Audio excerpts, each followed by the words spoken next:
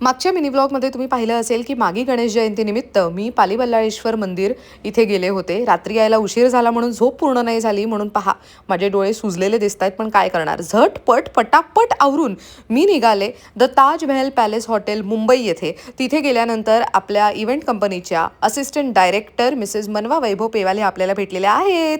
नात्याने ती माझी वहिनी आहे, पण आमची जी इव्हेंट कंपनी आहे टीम हिट्स मेलेडी बाय वैभव पेवाल याची ती असिस्टंट डायरेक्टर आहे.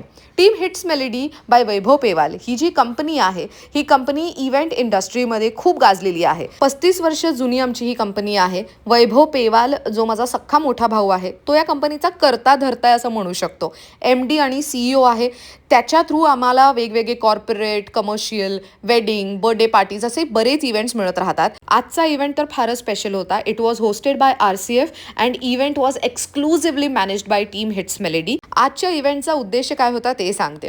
गव्हर्नमेंट ऑफ इंडिया यांच्या मिनिस्ट्री ऑफ केमिकल्स अँड फर्टिलायझर्सची स्टडी व्हिजिट सुरू होती. वेगवेगळ्या राज्यातील डेलिगेट्स किंवा तर पार्लमेंटरी मेंबर्स या कार्यक्रमासाठी उपस्थित होते. कार्यक्रम कशासाठी आयोजित करण्यात आला होता, तर त्यांना महाराष्ट्रातील सांस्कृतिक लोककला पाहायची होती. मला या कार्यक्रमासाठी अँकरिंग करायची संधी मिळाली. प्रेक्षकांना मी दिलेली माहिती तर आवडलीच, पण रंगमंचावरती आलेल्या प्रत्येक कलाकाराचं टाळ्यांच्या गजरात कौतुक करण्यात आलं. कार्यक्रमानंतर मस्त पोटभर जेवलो, पॅकअप केलं, घरी निघालो आणि नेक्स्ट डे सुद्धा इथे एका वेगळ्या इव्हेंटसाठी मी येणार होते. त्यासाठी स्टे ट्यून्ड.